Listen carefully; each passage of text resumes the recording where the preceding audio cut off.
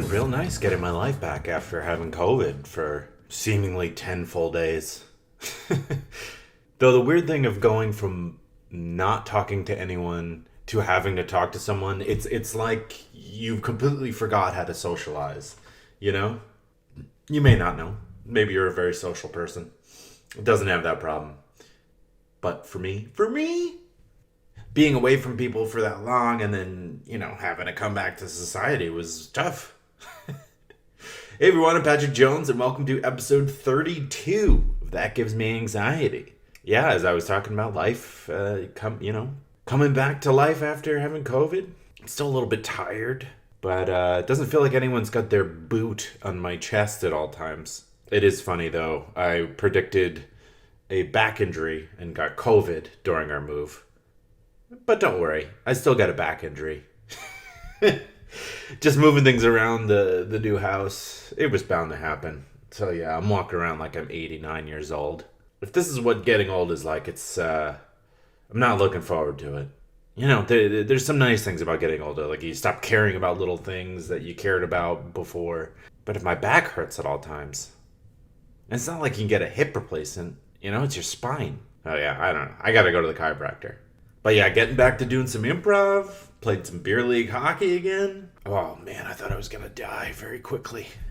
But this isn't the podcast about Pat's beer league hockey team. As much fun as that would be. I've got a great episode lined up. In it, my good friend, and I think this is her third time on That Gives Me Anxiety, Mary-Alice McNab, and I did another episode of Weird Ways to Die. So yeah, Mary-Alice had a story for me, and I had a story for her that we hadn't heard previously, and that's a lot of fun. So we got to react to each other's stories in real time. But before we get to these wild stories, I just want to remind you, if you're liking the show, to please remember, rate and review it. Check the show out on Facebook, Instagram, Twitter, and YouTube. And if you're liking the show and you want to support it, you can always make a donation through the Buy Me a Coffee link in the description, wherever you're listening. All right. Enjoy listening to some weird ways that people have passed away.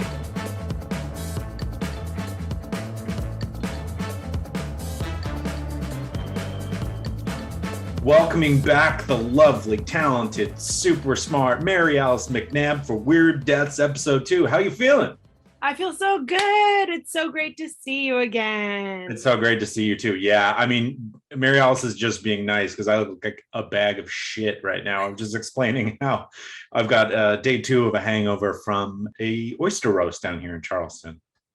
Listen, I think we're crossing into, year 3 of pandemic time. So it's okay to have a 2-day hangover nowadays. Like we're all pressed. It's okay to let loose. Thank you for that was you speaking directly to like the darkness of my mind, right? Like that, not Pat. There is no Dana, only Zool. You were talking to Zool at that point. I'll do it. Yeah. Well, thank you for that. Yeah, I'm so excited to have you back. We have 2 more weird deaths for everyone. But before we get to that, how's life been for you? Fine. Good. I mean, it's clipping along. My sister just came out for a visit. It was really nice to see her. Nice. We were able to get some work done and then see some friends. We saw a Broadway show, which we thought was her first Broadway show, but then it turns out she'd seen another one. But we saw David Byrne's Utopia, or American Utopia. It was so good. That's awesome. That's so happy. That makes me so happy. Like if David Byrne's show was crappy, that would just make me so sad. That's awesome. And it was surprisingly packed, which actually made me so happy too, because here in New York, I ran an errand the other day and it's been so long since I've run an errand like a normal person. And I was like, oh, I miss living in this city. I used to be out all the time and like a friend would say, hey, meet me here. And it's like, sure, I'm already out. Right. And that's still so changed for me right now that I really miss just living in the city. That is the whole appeal of New York, where you're bumping into, every day you have like 10 notable stories just from what you're seeing and witnessing. Yes, 100%. So it felt good. I'm kind of riding a little bit of a high of like seeing my sister and like being out and seeing friends, but still being cautious. Everything is eating outside and freezing. Yeah. Well, that's great. I'm glad you were able to spend some time with your sister and go see the treasure that is David Byrne. Yeah. Treasure. Well, just to remind everybody of how this is going to work, Mary-Alice and I both have written a story of a weird death that has happened throughout history. We haven't seen each other's yet, so our reactions are real time. This is live. So yes, we will be following along and learning of the story as you do. So Mary-Alice, I went first last time, so it's only fair that you lead us off here. Look at this, so noble. You go first, I go first. It's a little sharing. Okay, great. Well, this is a very fun story. This is the mildly historical death of Grandpa Burrito. So let me get this straight. In today's day and age, you're supposed to be drinking a ton of water, doing yoga, making sure you and your whole family is happy, strike a good work-life balance, exercise, read books, watch movies, eat healthy meals, be a big part of your community, and get 8 hours of sleep. It's unrealistic. It's too much. Well, that's why there's Instacart to take a little bit off your plate, or help put a little bit on your plate. Oh, I'm so sorry. Using Instacart, you search for all your favorite foods and items that you need from the grocery store, fresh produce, all your favorites, everything you want, and they deliver it to you. They go to the store and do your shopping for you. Just remove it from your to-do list, just with a few clicks. And you'll have your items delivered to your door in as fast as an hour. It's pretty quick. And through the link in the episode description, they're offering free delivery on your first order over $35. But you got to make sure you click the link in the description. That tells Instacart that this show sent you and it helps support the show. And you can also take advantage of the free delivery. So yeah, be nice to yourself. Give Instacart a shot. The information from this story I got from an article on ABC National Radio by Jessica Hamilton for Earshot, an article in Uncovered Colorado by Patrick McGuire, a blog called The Unusual Life of Tristan Smith by Tristan Smith himself, a Vice article by Sam McFeeters, of course, Wikipedia, and Frozen Dead Guy Days website. I would very much like to go to that website. I know. Well, that's the juice. That website is the juice. So all let's right. get into it. Grandpa Burrito Morstol is a Norwegian dude. He's born in 1900 in the Ice Fjord, Western Norway, in the neighborhood of Bærum, which is an affluent suburb of Oslo. Bærum has the highest income per capita and the highest proportion of university-educated people in Norway. So they're basically the snobs of Norway. Okay. In fact, in 2010, this fancy suburb hosted the 55th Eurovision Song Contest. Yeah, like the Will Ferrell movie. But the area was mostly farms when Grandpa Burrito settled there and married at good old age 28, which feels really young for back in 1900. Yeah, wow. Well, all right, two things. Norway was so incredible to visit. And I do have one funny story from that. Jamie and I went hiking in the fjords and afterwards just starving, right? And so go to this like pizza place. It was like the only place that was open in the middle of nowhere. And I ordered a bunch of different things. And the guy behind the counter goes to me, "Wait, how many people is this for?" And I go, 2. And he goes, "No, this is too much food. You've ordered too much food," and like shorten my order. I wanted to just like try a bunch of things. And I can't believe he order shamed you. Yeah, you fat American. You don't need all this food. Oh my God, that's wild. I forgot that you and Jamie went to Norway. So fun. Oh my goodness. That is awesome. That's amazing. Definitely recommend it, people. Now I'm flashing through like, oh, I do remember seeing those gorgeous pictures. Yeah, okay, yep, I remember that. And my hiking outfit was just, I wore a hat and this like crazy trench and hiking boot. I bought expensive articles of clothing for my budget to just for a couple of days to look the part and feel the part. Bet you looked good. Yeah. Oh my God. I can't believe you were order shaped. Okay. You said there are 2 stories. Yes. Okay. Am I crazy? Or was Eurovision kind of a good movie? I may just be like grasping for straws, and I watched it during a dark period of the pandemic. And I didn't expect much, but it was like, it had music. It had some laughs. I don't know. I kind of liked it. I'm going to have to agree. And why does it feel embarrassing to agree? Like, why does it feel like, was it a guilty pleasure? Like, should we not have liked it? I thought it was totally entertaining. Good. I like literally held my breath as you were about to tell me whether you were into it or not into it. I was like, oh God. I'm not going to movie shame you like the guy did. Okay, well, enough about me. Go on with the story. Well, I think that Eurovision was a very fun movie, and I think that it wasn't as fun back with Grandpa Brito's time. He had a daughter, Aud, and he ran the Barum Parks and Rec department in what has been described as a, quote, staggeringly uninteresting life. So I think that he missed the good vibes. Yeah. So let's cut to his death because his life was very boring. Gramps dies of a heart attack when he's 89. So he lived a nice long life. Mm-hmm. And his daughter Aud phones her son Trygve and tells him, Bestevar duda undren lord. I just wanted to try and speak my Norwegian, which is basically Grandpa just died during a nap. And Trygve says, well, let's freeze him. What? At this time, Trig is 31. He's living on a temporary visa in Colorado for almost a decade in the small town of Nederland, which is just 30 minutes north of, or actually I think it's to the west of Boulder. Okay. He's your lovable mountain eccentric. And was his temporary visa long expired? Sure. But he didn't believe in stuff like borders or pesky governmental regulations. Our man is a hardcore libertarian, a survivalist, an Ayn Rander who loves Ronald Reagan. His thing is give me liberty or give me a frozen chamber until I can be reanimated when medical science has enough technology to be described as a fountain of youth. He's not a death guy. He is a cryonic chamber guy. Oh my gosh.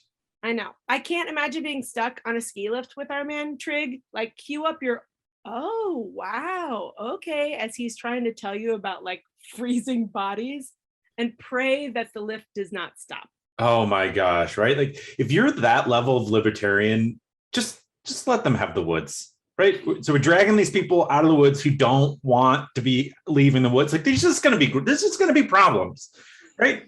Just let them be there. If he's not hurting anyone. I agree. I 100% agree. It's like, you know what? Let these weirdos, I mean, don't give them the whole mountain because you want to take a couple hikes, but you know what? Don't drag them into civilization with us. Right. It's just not a fit. It's not a fit.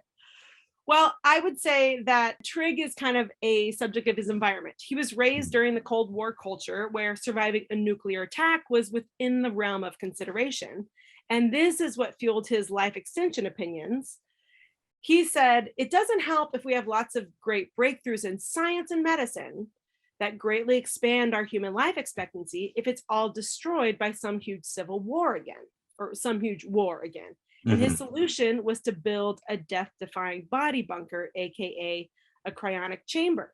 And not just one, but a center for other people who believed in the rewards of future science. Yeah. So if you're picturing like a long-haired, long-bearded dude with lots of, quote, ideas, you're exactly right. I've seen pictures of this dude, and that is what Trig looks like.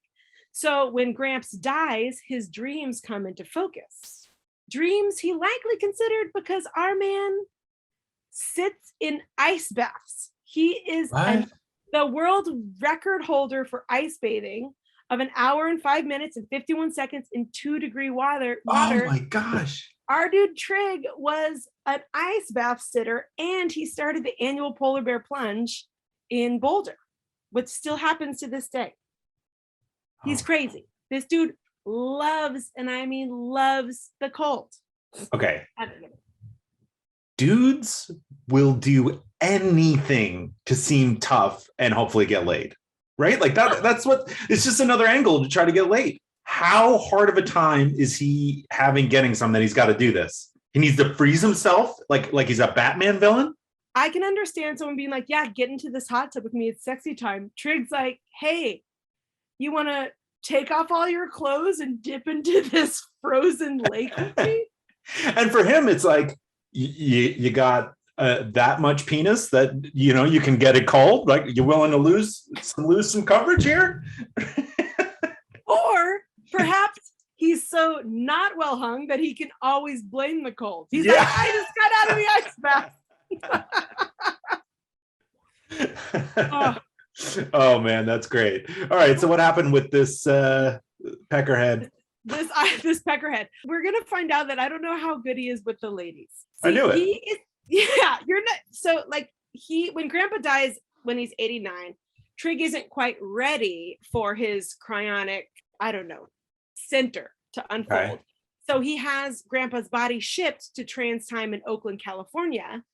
So all the way from Norway shipped to California, because the US is one of the only countries where it's legal to cryopreserve someone. Russia is the other one, just for you information heads. Then he uses $8,000 from the sale of his grandpa's summer cabin to build a final winter cabin, which is a storage shed behind his bunker-like main house. And I say that very specifically, not because he built like an underground, it's pretend. He really built a house with no windows and cement walls that are 3 feet thick, where he lives with his mommy. Oh, yeah. God. Totally normal. By 1993, he's finished the shed enough to bring Grandpa's body from Oakland and hold it under the mounds of dry ice. But I don't think this dude was getting much play. Oh, yeah. None of this is sexy. Zero aspect. But like, what I'm a little bit confused. Like, what is he trying to do? He wants to build, his dream is to build a cryonic center where people can freeze bodies so that when technology gets good enough to basically reanimate people, then they'll be able to like basically never die. He kind of wants a fountain of youth type of thing, like delay death, drop everything down so that you're held in a frozen state, and then be born. So it's cryonics. So let me explain cryonics. Okay, cool. Cryonics is cryopreservation, and it involves freezing a body to minus 96 degrees Celsius moments after a person has been legally declared dead. So the body temperature is dropped with ice, and then they drain all your blood, replace it with saline, and the body's put into a cooling box to bring it to liquid nitrogen temperature, which is the minus 96 degrees Celsius. Unfortunately, Trig already made a mistake with his grandpa, because the morgue, prior to shipping it all the way to California, only had the capabilities to drop the temperature to minus 17 degrees Celsius. Translated into Fahrenheit, which is what I understand, the morgue dropped Gramps to 0 when he needed to be dropped to minus 320 degrees. Oh, Fahrenheit. man. So for cryonics, 0 is far too warm for fragile human brain cells. But for our libertarian dude, Trig, technical facts like that, they don't dissuade his hero's journey to be cool as fuck. Grandpa's body is his pilot case. He wants to fly into the future. Holy shit. Negative 321 is so low. Like, how would the average morgue be able to even achieve that level? Like, morgues and funeral homes that I've been to, I feel like they can't fix the water stains on their drop ceilings. I'm impressed that they can get the body to freezing. It's like now we're approaching absolute 0, right? That's not happening at a typical mom and pop or city morgue. No, I mean, I think, and that is like the big distinction. Like, I can understand dropping the things to 0 when you use them, the little pulley-outy freezer bodies that you always see on like the Law and Order procedurals, shows. Yeah. Yes, all the procedurals. It's like, get these bodies out. Okay, I get it. Those are big refrigerators. But whenever I hear morgue, I think of like a funeral home in TV shows instead of that thing. But yeah, I think that's the big deal, is like, if you're going to be cryonically preserved, those are big fancy facilities, not regular morgues, because like, no one can get that fancy stuff happening. Right. And neither could our man Trig. Like, he already flubbed it, but he's still going for it, right? All right. So with his dreams, he doesn't get very far, because there are bad kinds of ice, aka the ICE, which was then known as the INS, which is like the customs people. Oh, okay. Yeah, the International Customs Border Patrol folks. So within a year, ICE deports Trigg to Norway. And then his mom is evicted right afterwards because she doesn't have plumbing or electricity in the residence where they had been living, which means Mom and Trigg were basically living in a cave, my friend. Oh, gosh. What? Can you imagine living A, with your parents when you're in your 30s, and B, in a cave, C, by choice, and all you do is take ice baths? You don't even have real baths. You don't have electricity. There's no hot bath for you, my friend. I can't imagine. Oh my gosh. It's just like a weird remake of Step Brothers, but a cave in Norway. It's like such a different, it's like a horror movie instead of like John C. Reilly and Will Ferrell palling around. It's like Psycho, right? It's what it feels like. It's totally Psycho. I also like how Will Ferrell movies are thematically connected to this entire story. That's right. He should be listening to this story to come up with the next movie. What if he secretly has a cryonic chamber in his backyard? Because he's like, you can't let this comedy die. I'm going to be reanimated as soon as science connects with me. Right. I'm going to make Anchorman 17 in 500 years from now. Of all the comedy minds, we bring Will Ferrell back to life. No shade to Will Ferrell. I think he's wonderful, but that would be an interesting choice. Yeah. Well, it turns out that living off the grid is super regulated in Colorado. And regulation, of course, is something our libertarian Trigg hates more than warmth. Yeah. So he's deported, and then the authorities are shocked to find not one, but two bodies in his plywood shed. Because apparently a dude from Chicago had died of liver failure and was being kept in a sleeping bag next to Grandpa Brito. Oh, God. It was the beginning of Trigg's center. I don't think the families imagined the bodies should just be like stacked in sleeping bags together. But Mama Aud had to petition the town not to take control of these bodies because Trigg legally owned the land. And so she convinced them, but then she got shipped off to Norway as well because they were just a couple of normal besties that just wanted to live together, probably in another bunker around the world. Oh my gosh. You know what? I'm gonna change my course a little bit here. I love people who have dreams. You know? Okay. He wanted to have a cryo center so he can be called all the time. It's just like little kids who think they should work at an amusement park so they can ride the ride whenever they want. Yeah. All right. So how did the neighbors react?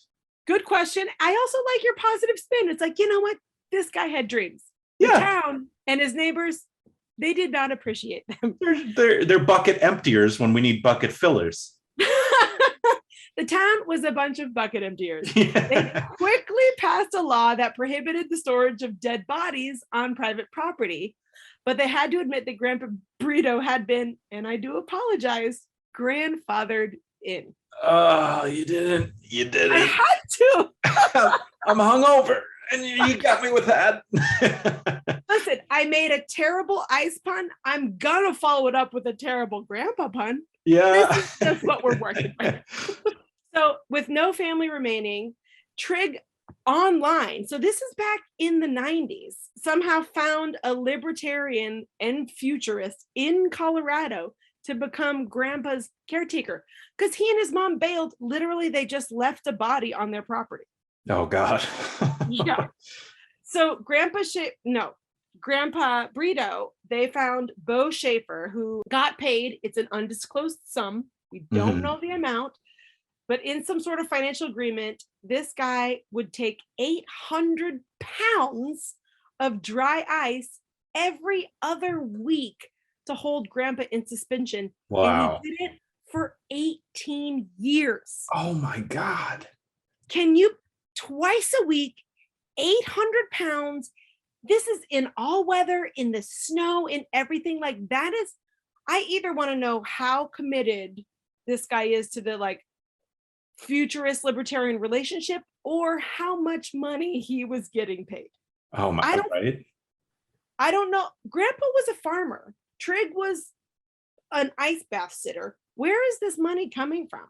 Where is the money coming from? Yeah, I have no idea. Or else this guy is just like a lover of all things Frozen. So, okay, he even got the rickety shed replaced after there was a harsh winter because he called the classic rock radio station and had Tough Shed donate a real shed.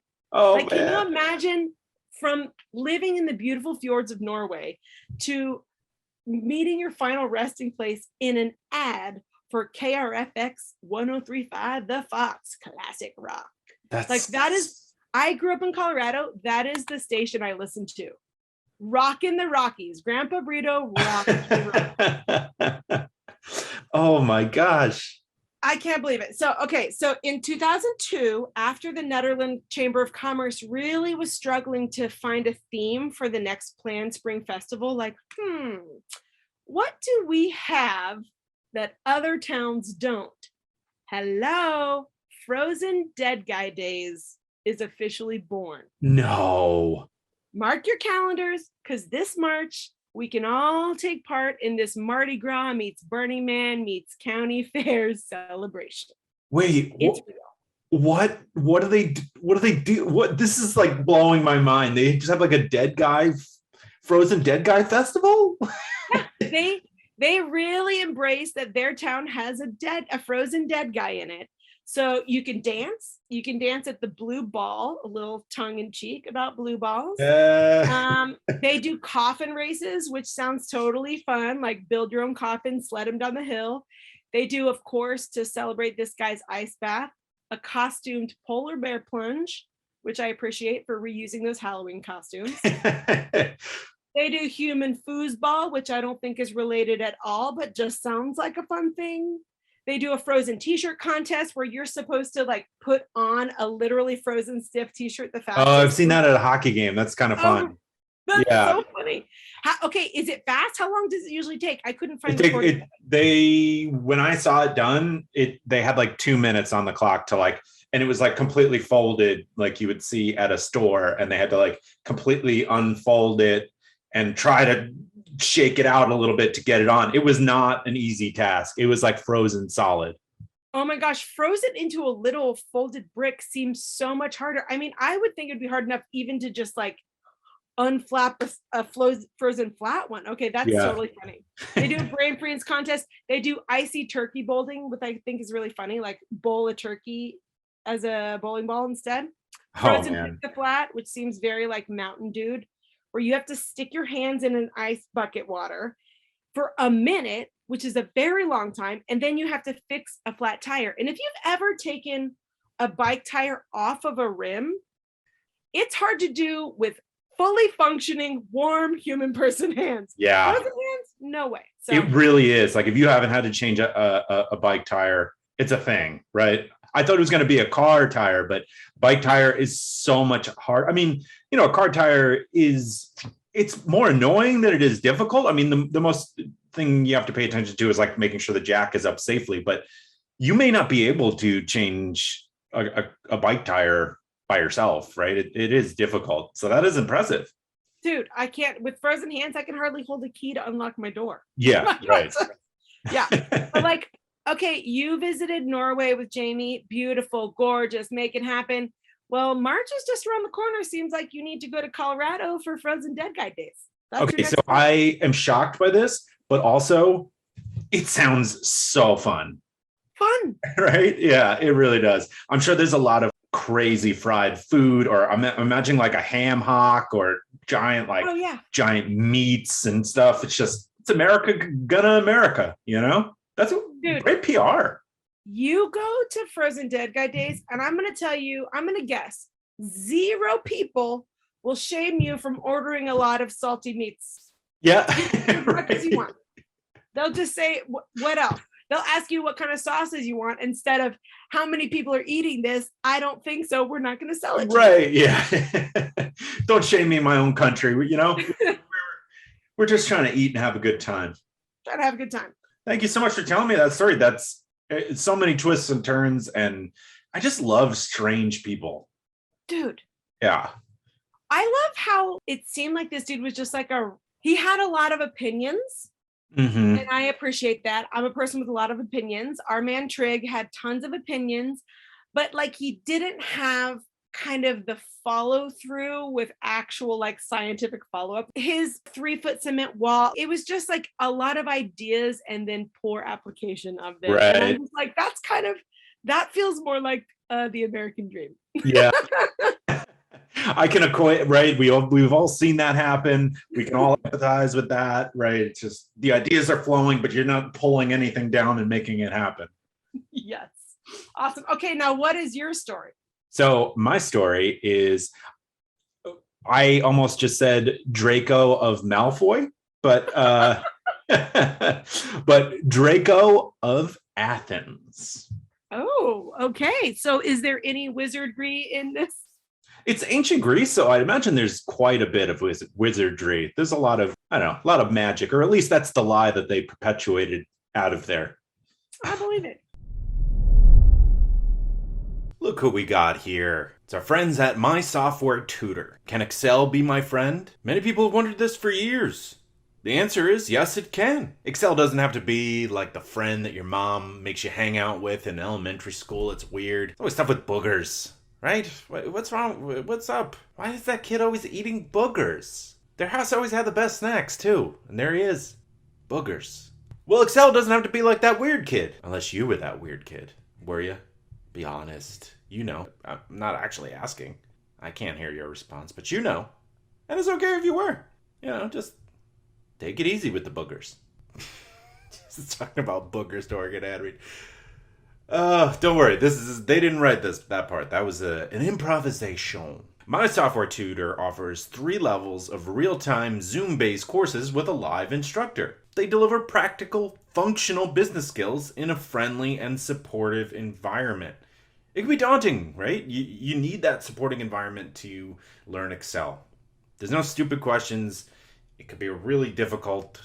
And as we know, when we talk about it on this podcast all the time, it could be really daunting to learn something new and put yourself out there. So think of this as like a kindergarten for learning something new and helping your job prospects. Or be better at the job you already have. Get that raise, get that whatever, take pictures of it for Instagram. Yeah, that'll be cool. Keeping it as vague as possible so that you can input your own. Just making a mad lib of your own desires. These courses will increase your marketability, whether you're an employee, job seeker, consultant, or contractor. Register at mysoftwaretutor.com and use the promo code POD20 to save 20% off all registrations. Thank you so much to My Software Tutor. Yeah, guys, take advantage of that 20% off and confidently list Excel on your resume. Hey, do you wish you were a thoughtful card person but don't have the time or energy? Right? You want to be that person that has a hobby, full-time job, crushing it in the job, has kids, has a family, has a dog, whatever it is, and still, right, sends that message, sends a card, handwritten, something that makes you laugh and cry. How does that person do it? I don't know. But maybe it's Cardist. Maybe he's born with it. Maybe it's Cardist. The Cardist Studio is your personal assistant. That's how you get it done, right? Somebody helps you out with it. That's okay. The end result is still the end result. You're thinking, oh, should I send them a card? That's it. From there, you just jump onto thecardiststudio.com and tell them exactly what just popped in your head. Your thoughtfulness. The Cardist Studio will get your personalized message handwritten into the card and in the mail for you. You're busy. You're doing a lot of other things. You know, it's not like they're going to tell on you. And the person's going to be thrilled. I've gotten one of these and it filled my heart with joy. Even better, it's fast, it's custom, and it's a total life changer. Hey, you're a thoughtful card person now. Look at you. New achievement unlocked. Just go to thecardiststudio.com and you can even use the promo code AnxietyPod for 10% off all orders. Okay, let me have it. Draco of Athens lived in the 7th century BC in ancient Greece. He's credited as being the first legislature of Athens, meaning written laws enforced by a court of law, basically the broken system that we still have now. Thank you, Draco. Oh, great. Yeah. Before that, there was oral law and blood feuds. So with oral law, it's basically hearsay, like a game of telephone. So laws could be different depending on the day and who's recalling the laws. And then the blood system, which dates back to Hammurabi's code of an eye for an eye, basically means retaliatory violence. Oh, okay. So mob movies, gang movies, mean girl movies, anything that's like, you did this, we're going to do this back. Those are the great. We're going to do you one better. That's right. That's right. You give a mean look to my girl, I'm going to give you a crusty and write a note. Exactly. So in 621, at the request of the citizens of Athens, Draco of Athens starts putting together a standard set of laws and punishments, standardizing it all. He put all of the laws into wood, right? Like carved it in there so it would be clear. And he even did a good job of differentiating crimes. For example, murder versus involuntary manslaughter, showing he recognized a spectrum of instituting intent. Wow. Okay. Impressive. Yeah, right? It sounds nice, right? Like moving away from the blood feud. Well, it may have been had there been less classism and the punishments weren't so harsh. You see, you've probably heard of him or maybe even uttered his name, in which he's often referred to today. So when we say the laws of a given country are draconian, that's Draco of Athens. Oh, dang. Probably why Draco Malfoy from Harry Potter got his name. Okay, I love it. It's interesting to hear like why you would say that. Yeah, I didn't know that before doing research on this. Okay, so there were two sets of laws and punishments based on the class the person comes from. So if you owe a debt to someone of a higher class, the hammer is coming down on you. You'd likely wind up as a slave or be committed to death. Flip that script, and it's sort of like, take your good time, sir.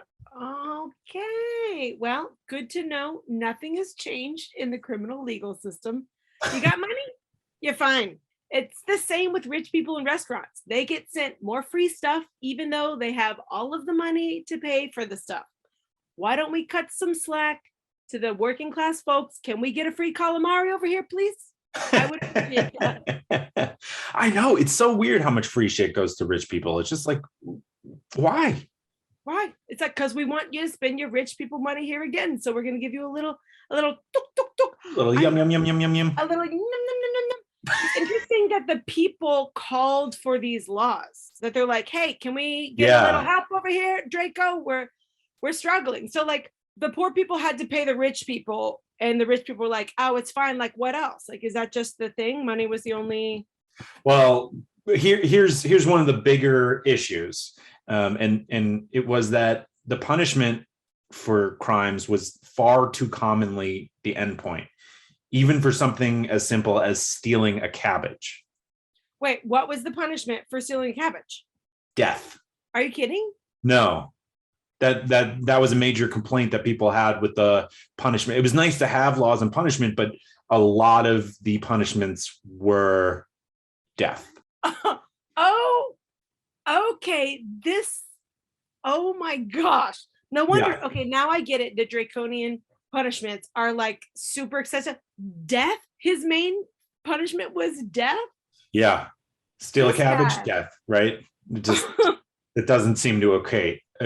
And so when Draco was asked why he used such harsh punishments, he is supposedly quoted as saying that he considered lesser crimes to deserve it, and he had no greater punishment for more important ones, which is basically the ancient Greek way of saying, if he dies, he dies. If you're going to be killed for stealing a cabbage or like murdering your boss, I mean, you might as well shoot for the stars if you're going to be given the same consequence. But it sounds like this dude just believed people couldn't be reformed. Like any slip up means a person is inherently evil and we caught him before they did worse. Mm-hmm. I mean, he was slowly ridding his town of crime by reducing the population. Kill them all. Right. You know what towns have the lowest crime rates? The empty ghost towns. Yeah. Ghost towns. Yeah. So I guess he had a long-term goal, which was kill everyone who lives around my house, basically. Yeah.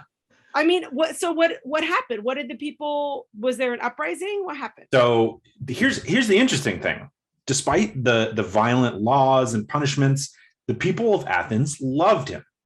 My guess is that even though things were harsh, at least you knew where you stood. Before that, laws were he said, she said. People of power and influence could basically make up laws that suited them. Well, that's still true. Unfortunately, yes, you're right. But his laws were seen as a step in the right direction for the common person. Huh. Okay, actually, now I'm having a realization, a turning point. That's actually see, switch it up. I totally see their point, because if it is the he said, she said, even if it's harsh, it does help to know where a boundary is. So it's just like, okay, at least I know what I can and can't do, and these are the consequences. And also, if it was always so skewed, like the common folk were getting punished so much, dude, if Draco was killing the higher ups also, then those cabbage nabbers were probably like, yeah, get them, when the bad landlords were also murdered. Because if there had previously been no consequences for the Richies, they were like, yeah, now welcome to what it's like to be a person with no money. Exactly. That's a great point. Yeah. I can see why they agreed. So like, well, then what happened? Okay, so Athens loves this man. Wherever he goes, he's met with adoration, including the night of his death. Dun, dun, dun. In the year 600 BC, Draco stepped out to take in a play. Which is, why do so many people get killed in theaters? I don't know what it is. Is it just like a flair for the dramatic? Listen, I didn't know that I dodged death when I went and saw David Burns. Well, you've seen that magical little angel. It's worth it. Yes. So Draco at the play was asked to step on stage to receive the cheers of the people. Right, pretty wild. The people were so excited, they began throwing hats and cloaks and presumably ancient Greek panties and bras or whatever they used. And the thing was, this was mounting up so much to the point that it smothered him to death right there on the stage. What? He got smothered by a pile of panties. He was the original panty dropper. Yeah. He got smothered by panties and jackets. Yeah. This guy he would be killed in a cloakroom. He's like not your coat guy at the club. He's too weak. Okay, can you imagine the pile of clothes that it would take for someone to just not move out of the way? You're just gonna stand and be whacked by people's bras? Okay, now I feel a full rant coming on. Bras are not easy to take off. Number one, leave it to the Greeks to have even introduced bras. I had no idea. Did they invent bras? Here I was thinking they were the Togo group, but they're not these droop people. They're anti-droop. They're pro-drape, but anti-droop because they're pro-bras. Keep those titties hoisted in your breezy gown. I love the Greeks for this. I also never thought of smothering as a way to bypass metal detectors and still commit a crime. Ooh. They could have had metal detectors at this theater. Everyone would have gone in with an evil plan to smother this guy to death in their jacket. Oh my gosh. Well, that's a very well thought out rant. I love it. He may have been smart thinking of laws, but he wasn't smart enough to move out of the way of a pile of clothes that was surrounding him. It was just like Twitter retweets. I wouldn't move out of the way. Yeah. Just smother me. The original stand your ground is stand your ground and be buried by underwear. People like that, I feel like, have this sense that nothing can touch them, nothing can hurt them, right? So my guess is that it's just like, yes, adore me, I have given you death laws, right? That's totally true. I bet he was standing in the pile to be a visual of like, yes, they've thrown enough clothes at me that like it's literally up to my waist. And then he's like, it's up to my armpits. It's up to my neck. It's over my head, and then he's a dead man. Either that or he's like, he initially starts sorting through, being like, oh, what a fun hat. That would look good on me. And he's just like trying it on until he gets like bowled over. He's sorting, he's like, this is very nice fabric. I really appreciate this. Yeah. He's like a fabric whore. He's just like, oh my God, I love these garments. I love the texture here. You got to go all the way to Rome or ancient Egypt to get one of these. He just puts on a little fashion show to his death. That is so funny. So, I mean, they killed him. What happened afterwards? His legacy is that the laws lasted about 200 years until around 400 BC when they were eased up a bit, though the two sets of laws idea still seems to be going strong today, where if you're of a higher class, you likely won't be punished in the same way as someone in a lower class. Yep, you got money, you will be fine. We'll travel. We'll avoid jail time. Exactly. Wow, I cannot believe that the cabbage nabbers got killed for another 200 years. Yep. Generations of cabbage stealers wiped out. I think I have a newfound respect for cabbage. Yeah. Right? It's so good, people will kill for it. Right. I mean, no, wait, they'll die for it? Die for it, probably. And kill for it, because they don't want to lose it. They don't want to lose it. Yeah. Well, that has been Draco of Athens. Well, this has been a lot of fun. Yeah, thank you so much for giving me the opportunity to learn about the original panty dropper and cabbage murderer. And thank you for teaching me about the frozen dead guy days. Yeah, I'll see you on the slopes in the coffin race in Colorado in March. Yeah, I'll probably be in the ham hock tent, wherever that is. I'll find you in the ham tent. Yeah. After you've just changed a bike tire with your frozen hands. Yeah. Oh my gosh. I love it. Well, thank you so much for having me on, Patty. This is awesome. Thanks for being here. I'm serious. The frozen dead guy days out in Colorado sounds so fun. Especially now that I've been to Colorado. I went to Denver a couple weeks ago. Colorado seems so awesome. So this event seems crazy cool. And whoever pitched this, whoever came up with this idea should go in like the local politician hall of fame, right? You just got like a seemingly, I haven't been there, but seemingly just a run-of-the-mill town out there in Colorado. And I'm like, let's throw this big weird festival. Done. Dollars flowing into your town, all in celebration of a weird Norwegian man. Freezing his relative. So yeah, thank you so much to Mary-Alice. That was a lot of fun. I think we gotta keep making some more of these episodes because I'm enjoying the hell out of working on them. All right, I'm gonna talk about something silly that gave me anxiety this week. But before we get there, remember there's the Buy Me a Coffee link where you can donate to the show if you're liking it and you want to support it. You can also sign up for Instacart through the link in the description. And doing it that way tells Instacart that this show sent you, which also helps support. And you can get your groceries delivered, which is pretty nice. There's also the My Software Tutor with the promo code POD20 for 20% off. And the Cardist Studio with the promo code AnxietyPod, which gives you 10% off. So something silly that gave me anxiety this week was I ran a steel cable in their new backyard, around the house to hang some string lights, try to make it look nice and festive. And it's presently giving me so much anxiety to just look at them. Just concerned that they're going to fall. I mean, they're screwed on there. They're on there good. But like every gust of wind projecting down the line for a big thunderstorm. It's just like, whatever. If it falls, I would just put it right back up. But it's causing me anxiety, which is ridiculous. Anyway, that's the silly thing that's causing me anxiety this week. Stay tuned for next week. Well, thank you so much for listening. As always, it's so appreciated. Have a great week, and I'll talk to you on Thursday.